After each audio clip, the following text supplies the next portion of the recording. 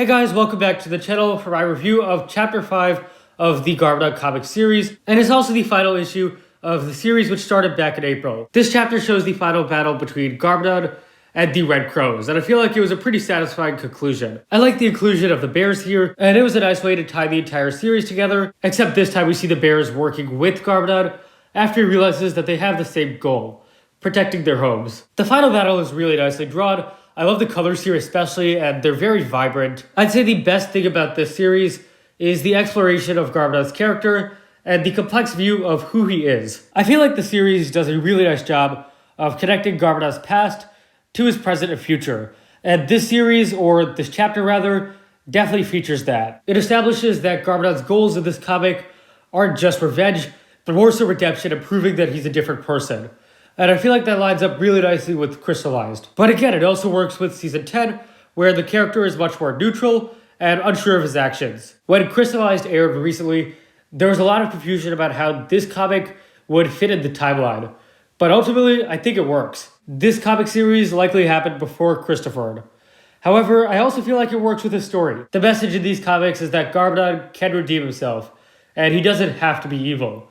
So by Crystallized, he has one final loose end: his relationship with his son. You don't have to read these comics to understand Crystallized, but for dedicated fans, these are really nice additional material. And they really expand to Garmadon's character, not in a better way, but definitely in a more complex way than Season 15 does. And I feel like, if the main goal of these comics was to flesh out Garmadon's character, they succeeded.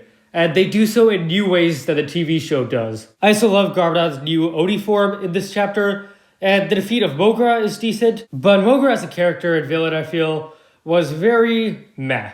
I feel like this guy has basically no personality. His backstory was okay, but there just wasn't enough info, so it ends up being pretty forgettable. However, the most interesting part of Mogra was that he stole elements of Garmadon's identity, his helmet, his army, and that kind of forced him to confront his past. But honestly, the character was definitely a little disappointing. One more good thing I have to say about this comic series is I really like the environment for it. No technology or city. This series just takes place in the wilderness, in this tiny village in the middle of nowhere, and that's a nice place for Garmadon to disappear to during the Wild Brain era. But I guess my final thoughts are, I really enjoy this series. Despite its shortcomings in some areas, it has a great focus on Garmadon and a beautiful art style too. And so overall, I would really love to see more stories told in this format. Thank you all so much for watching. If you enjoyed, please leave a like, subscribe, share with anyone whenever you know. Share thoughts on the Garmadon comic series below, and I'll see you guys next time.